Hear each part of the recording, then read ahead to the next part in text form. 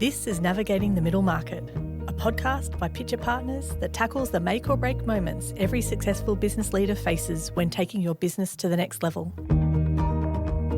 On the show, we'll talk to experts who'll share actionable insights to help you navigate the common pitfalls you'll experience when scaling up. I'm your host, Anna Hacker.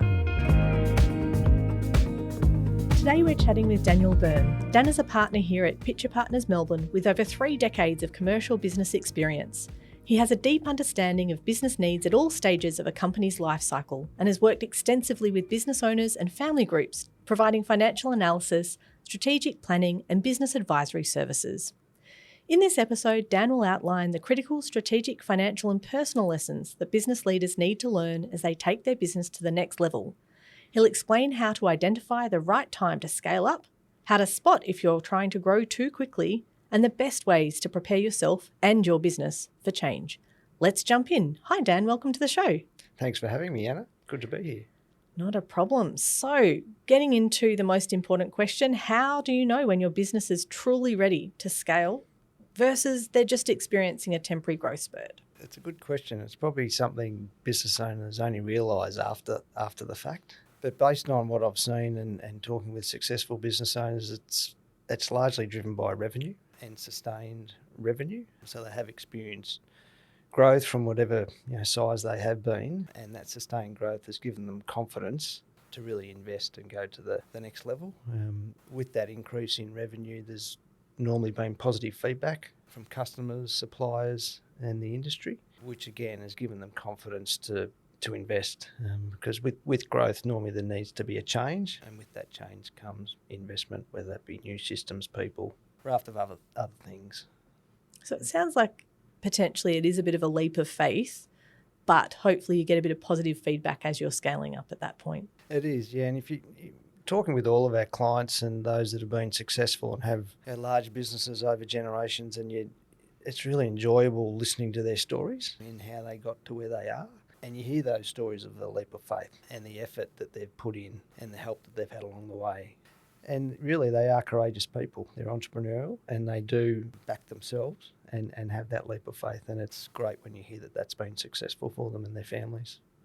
That's great to hear. But I think that another thing listeners probably want to understand is what happens when it goes maybe wrong. What are those common strategic mistakes you see business leaders make when they're first deciding to scale up, or maybe not deciding, but they are scaling up? Yes. Yeah, they're manied and varied. So again, it's probably when you're blindsided. So perhaps you have invested, you're seeking to go to the next level, but you're not quite prepared for what may come your way. With growth, you may enter new markets, you may attract new customers, but at the same time, you're probably in the field of new competitors, and you may not have considered that. You were competing with different businesses when you were a different size, and now you're in a different market. And with that can come increased competition, price cutting, and perhaps in the numbers that you put forward and you did your analysis on for cash flow purposes, you didn't expect some of those things. So some of those changes can have financial impact, which ultimately can negatively impact cash flow and stymie some of that growth that you're seeking to achieve. And is there something known as the Bermuda Triangle Challenge? Yeah, we often see this with our clients when they've got a successful business and they're travelling well and they've sort of got their finger on the pulse, and that they tend to be making the key decisions themselves, or maybe with a few key people within their leadership team. But when they do seek significant growth and the business can't just rely on a few people, their systems, their processes all need to go to a next level. But often business owners get caught in the middle, and it's that push and pull around being a bit more formalised, having appropriate governance structures in place, and that can be quite a challenge, because a part of that is letting go, getting other people involved and systemising things, and that can be a real challenge. So businesses often find themselves stuck in that period for a significant period of time, and they need to continue to invest, refine in order to sort of make their way through to the other side.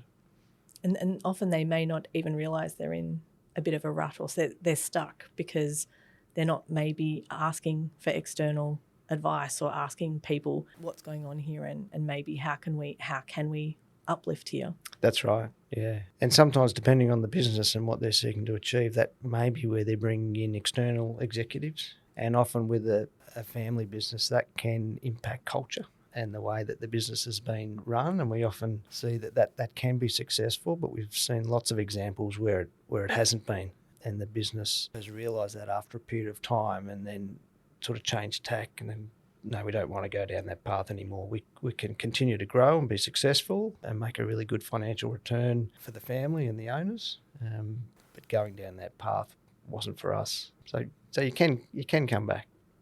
And finding the right cultural fit probably for anyone who is coming into the business is critical. That's right. Yeah, definitely. And the supporters and advisors around them as well. Yeah. So that's the people side, but presumably there are sort of foundational systems and processes that you need in place as well. So I don't know whether that's the more exciting or less exciting side, but it's something that probably is easier to put on paper. What are those systems that you need to have in place to successfully scale?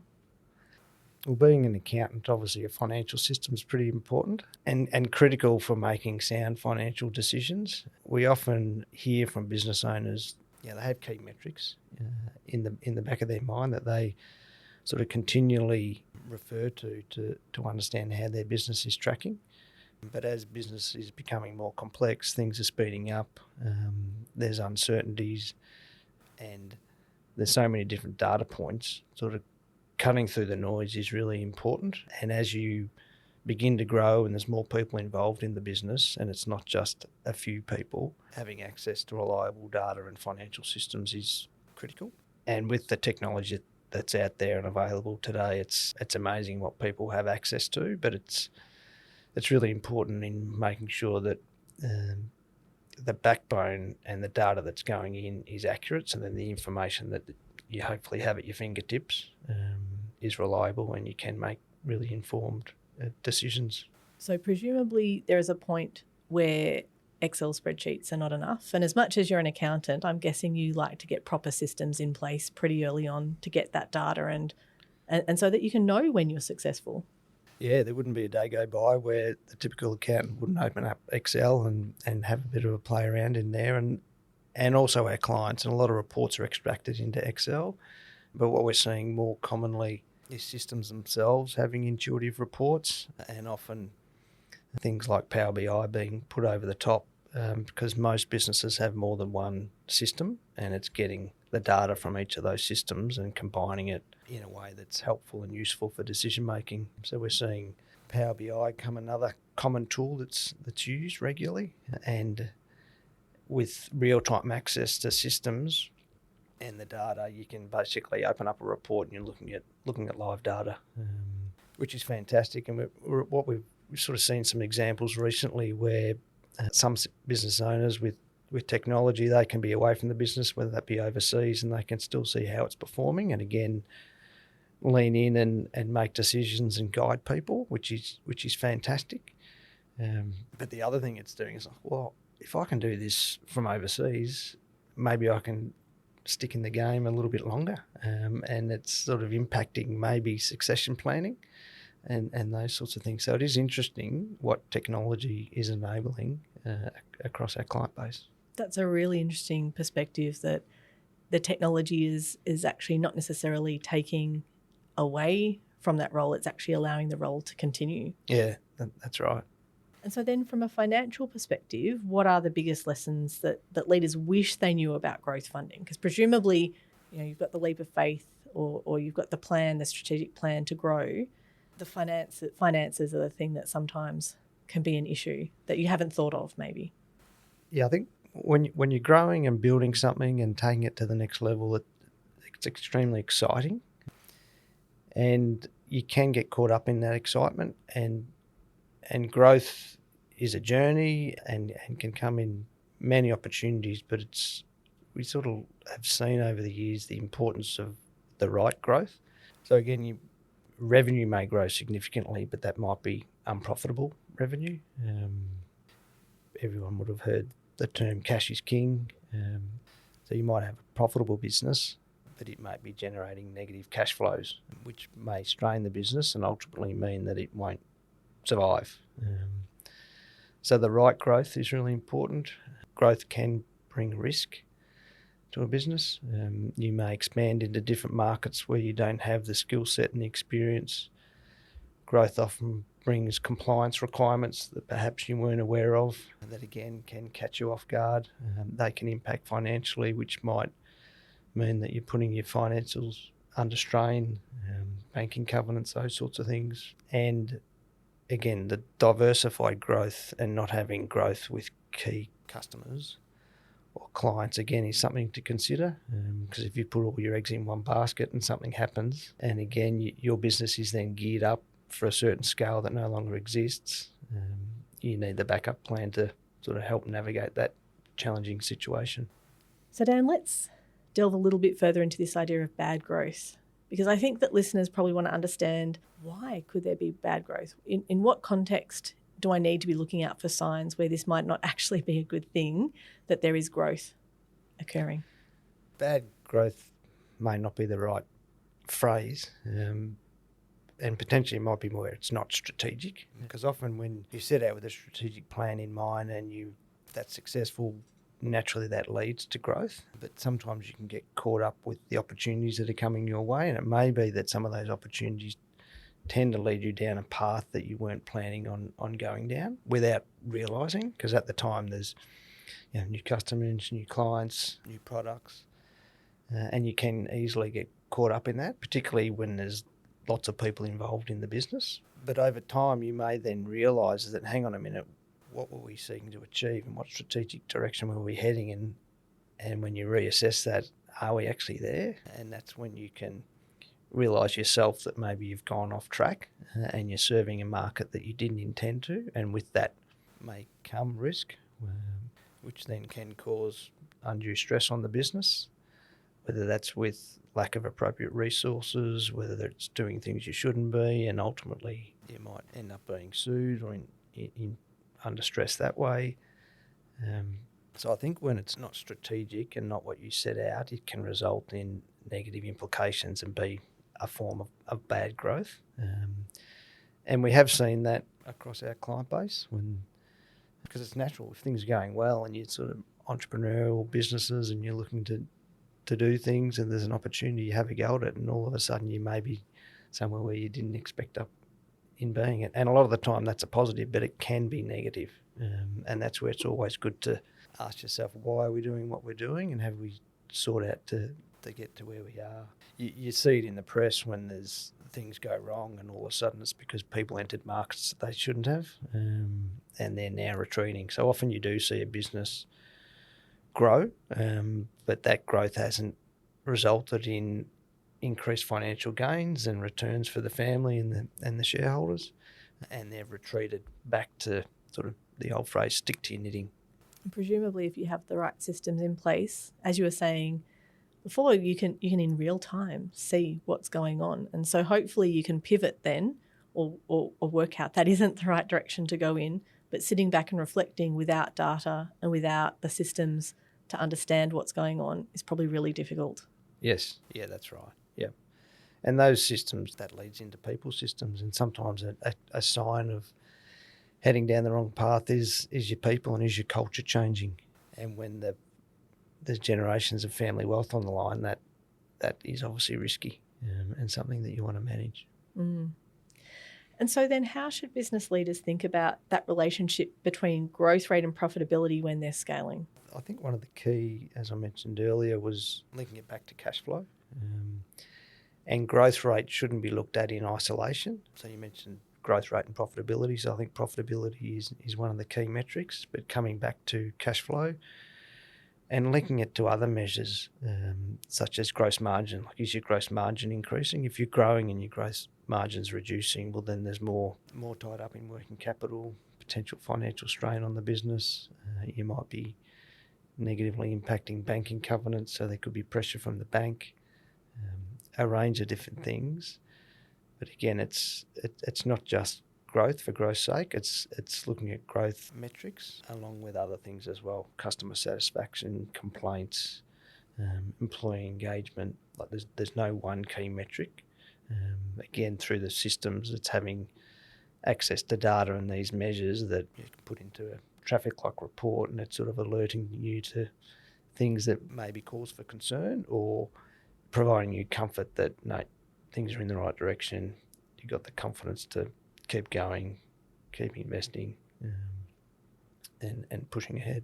And are there warning signs that a business is scaling up too fast from a financial standpoint? It's interesting because sometimes the warning signs may also be signs that it's time to scale. So, for example, if you were losing customers or there were some customer complaints, that may be because you have grown and you need to reinvest into the business, and it's time for actually more investment to take you to that next level.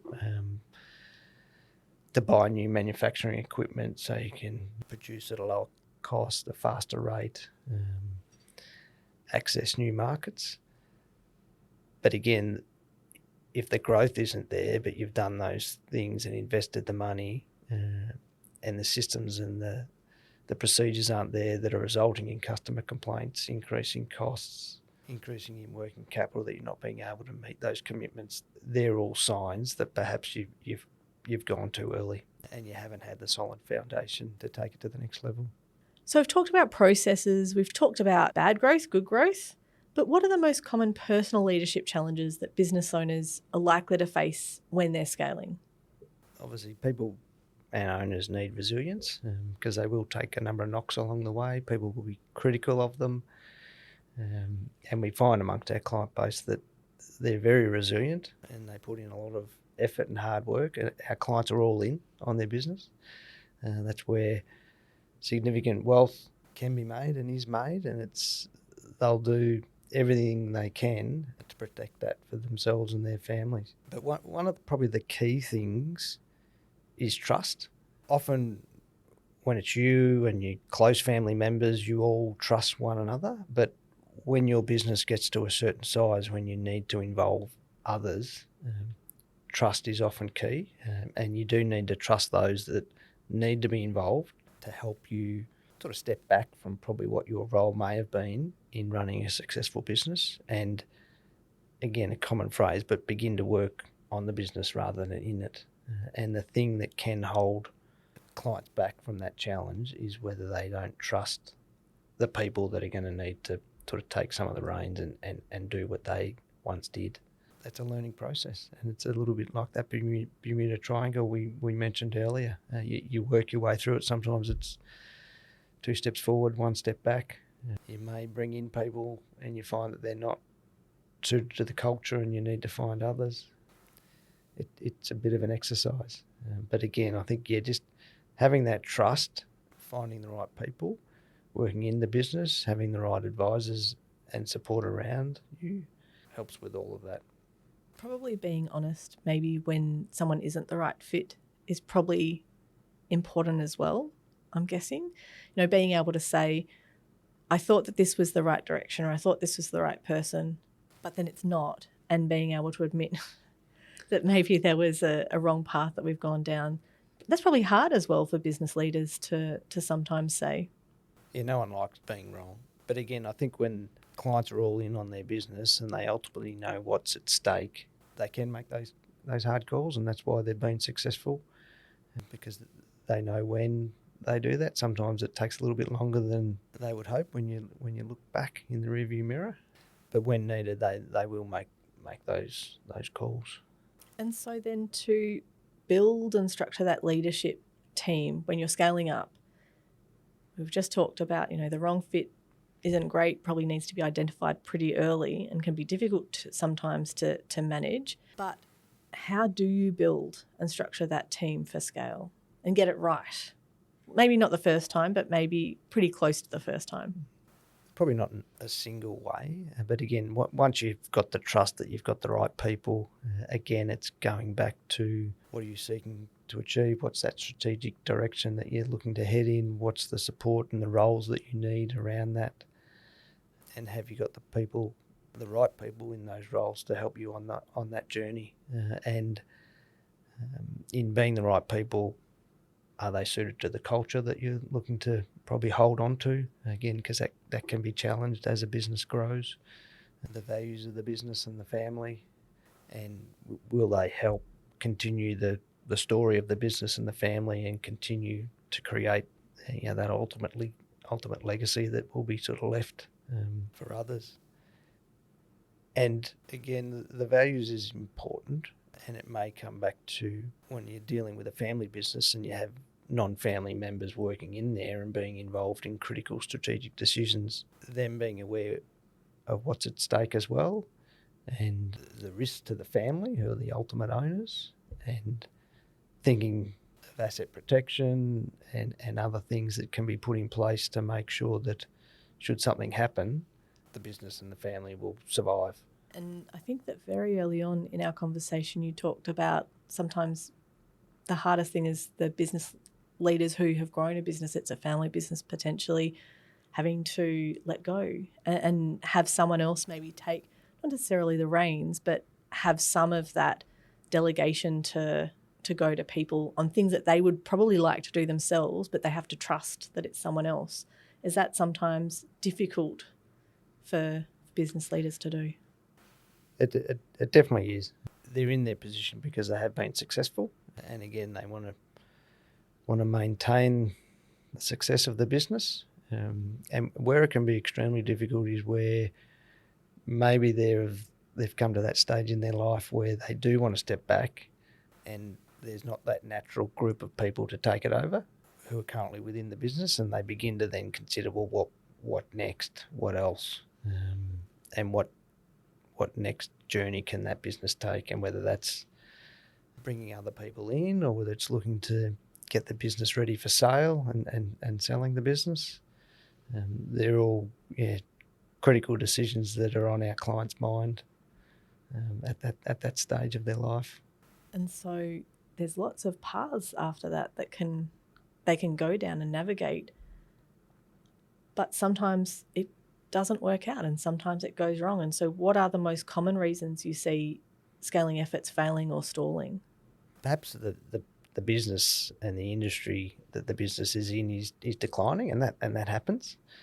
And the challenge of having something that you've been involved with for so long and not having the energy or the people to then strategically shift can be a challenge. So we have seen, unfortunately, examples where to keep the business going, more money and funding needs to be put in, and there sometimes comes a time when you need to say, well, enough's enough. And as an advisor, you do that, but ultimately it's the owner that's making the decision, and wealth can be coming from other areas that they've got access to. And because they're, again, so committed and passionate about what they do, they can potentially be blindsided by that, and that can catch them out. And that happens. And you just hope when it does that they've, again, appropriately been structured, and they'll live to fight another day, and so will the family. But a business can go down that path, but definitely doesn't need to if you are strategic in your thinking and your planning, and you're sort of looking longer term around what are some of these options, particularly around an exit. You can get the business ready for sale, or often we may phrase it a soft landing. And so what are some of the other common reasons you see where there might be a stall or an issue arising as businesses are scaling up? Complexity would be a key example. Things are continually changing. Unfortunately, there's lots of new legislation that comes out in many different areas, which you need to be across as a business owner. That might be tax related, maybe legal related, could be environmental. It's just a raft of things, and it comes at you at such a pace that it's difficult to comprehend and difficult to be across. But on the flip side, the technology that people have available nowadays, the information at their fingertips, the skill set across industries and advisors, clients can get help and do have that information and are able to navigate those complexities, but you just need to be attuned to them. And when you are, and you've got the right help and support, and you're willing to then make decisions and commit and invest, that's when the fun begins, and you do see the success of the commitment that you've made and the strategic direction that you're seeking to sort of embark on and generate the benefits for the business and your family. And we've seen that time and time again. And when you talk with clients around their success and how did it come about, there's often 2 or 3 key moments that have made them. And normally they've been in tough times when they have encountered complexity or they have encountered something that they didn't see coming. And again, that's really uplifting, hearing those stories, and that they're the things that excite us as advisors in being able to help our clients in those tough times and then be on the journey with them. It's why we do what we do. I can hear in the way that you're speaking about these exciting times that you have a pretty exciting job, Dan. So it has been a pleasure to talk to you today. Thank you so much for your time and your wisdom. Thank you. I've enjoyed it. You've been listening to Navigating the Middle Market. This podcast is brought to you by Pitcher Partners Melbourne. To learn more about how Pitcher Partners can help you scale your business, head to our website, pitcher.com.au. To make sure you don't miss an episode of Navigating the Middle Market, be sure to subscribe to or follow the show in your podcast app. And while you're there, leave us a 5-star review. It really helps others to find the show. I'm Anna Hacker, and I'll see you in the next episode.